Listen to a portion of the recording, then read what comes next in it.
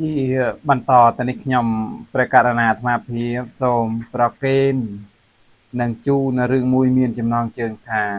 សីហៈនិងជ្រូកសូមព្រះករណាគុណម្ចាស់ញាតិញោមជាពុទ្ធបរិស័ទទាំងអស់តាមដាននិងស្ដាប់ដូចតទៅឃើញគេស្លូតកុំថាគេខ្លាចអន់ជាងខ្លួនកាលពីព្រេងនាយមានសីហៈមួយចាប់សត្វស៊ីឆ្អែតហើយ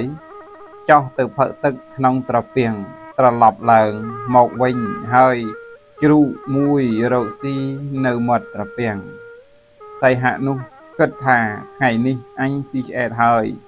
ជ្រូកនេះຕົកស៊ីនៅថ្ងៃស្អែក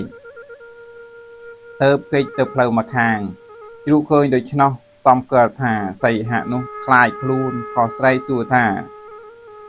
ចតុបាតោអហੰសមៈតវតវមពិសម្បចតុបាតោអេហិសីហៈវិវត្តសុកនុភីតោបលាយសិណែសម្លាញ់យើងជាសត្វជើង4សម្លាញ់ឯងក៏ជាសត្វជើង4ដែរមនាលសីហៈអ្នកចូលត្រឡប់មកវិញអ្នកខ្លាចខ្ញុំឬបានជារត់ទៅសីហៈឮហើយនិយាយសន្យាថាចាំថ្ងៃក្រោយចោះសំយើងជួបគ្នាជ្រូកមានគំនិតគិតខ្លីសំគាល់ថាគេខ្លាចខ្លួនក៏មានសេចក្តីឃ្លាវខ្លាត្រឡប់មកទីលំនៅវិញដំណាលប្រាប់ជ្រូកដតីដែលជាមិត្តសម្លាញ់របស់ខ្លួនជ្រូកទាំងនោះបានស្ដាប់ហើយភ័យស្លុតចិត្តទៅនាំគ្នាតេះដៀលជ្រូកនោះថា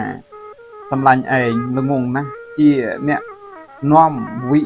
ក្តីវិនាសមកដល់មិត្តសម្លាញ់ព្រោះគ្មានគំនិតមិនដឹងឧបាយរបស់សត្វសីហៈជ្រូកនោះស្រាប់តែភ័យញ័រស្លុតស្មារតីស្រាវខ្នងទៅខំនិយាយប្រឹក្សានឹងមិត្តសម្លាញ់ថានឹងគិតធ្វើយ៉ាងណាឲ្យបានរួចខ្លួនពីសីហៈពួកជ្រូកជាមិត្តសម្លាញ់ទាំងឡាយប្រាប់ឧបាយថាធម្មតាសីហៈជាសត្វស្អាតមិនសូវចូលចិត្តនឹងវត្ថុស្មុគគ្រោកទេ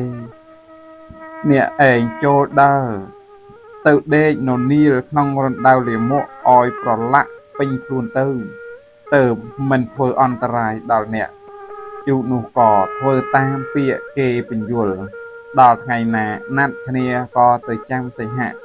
មួយស្របក់សីហៈមកដល់ធំក្លិនស្អុយធន់មិនបានទៅនិយាយទៅរកជ្រូកថាអសុជិពោតិឡូម៉ូសិតុតថោវាយសិសូករៈសច្ចេយុច្ឆិតុកាមោសិជយ៉ាងសាមតតាមិទេមនាសូការៈអ្នកឯងក្រខ្វក់មានរោមប្រឡាក់ដោយសំអុយធំក្លិនខ្មោភាយមនាលសម្លាញ់បើអ្នកចង់ច្បាំងនឹងយើងចាញ់អ្នកហើយឲ្យអ្នកឯងឈ្នះចុះពើមណាស់សីហៈហាហើយក៏ទៅកម្មទីដតីទៀតទៅការឃើញគេនៅស្ងៀមពេលខ្លះយើងកុំអាលថាគេចាញ់ឬក៏គេអន់ជាងពេលខ្លះគេមិនមាត់ប៉ុន្តែគេមានចំណេះដឹងជាងយើងគេមានបញ្ញាវាងវៃជាងយើងគេមានកម្លាំងជាងយើងដូច្នេះហើយបានជាព្រះសម្មាសម្ពុទ្ធព្រះអង្គតែងតែដាស់តឿនទូនមានឲ្យពុទ្ធបរិស័ទកុំមានសេចក្តីប្រមាទទាំងការងារបច្ចុប្បន្នប្រមាទទាំងនៅក្នុងវធទោះបីជាជីវិតយើងនេះក៏ដោយព្រះសម្មាសម្ពុទ្ធព្រះអង្គមិនអោយប្រមាទថាជីវិតយើងមមតំមិនមានការពុកមិនមានជំងឺបៀតបៀនក៏ដោយអាសេចក្តីស្លាប់នេះទៅដល់ពេលហើយគឺស្លាប់ទៅព្រាមមិនអាចចាំអ្នកណាមួយឡើយឲ្យទៅដល់ពេលដល់វេលាគឺសេចក្តីស្លាប់នេះនឹងមកបៀតបៀនព្រាមទោះបីតែអ្នកនោះក្មេងក្តីចាស់ក្តីក៏សេចក្តីស្លាប់នេះមិនអនុគ្រោះឡើយដូច្នេះបកណាគុណចាស់ញោមពុទ្ធបរិស័ទគូពិចារណានៅសេចក្តីមិនប្រមាទនេះគឺជាធម៌មិនស្លាប់ ឬនេះខ្ញុំព្រះករុណាអាត្មាភាពភិក្ខុផល្លអុត្តរធម្មោអនអល់ដកស្រង់ចេញអំពីប្រជុំនិទានជាដកសូមអនុមោទនី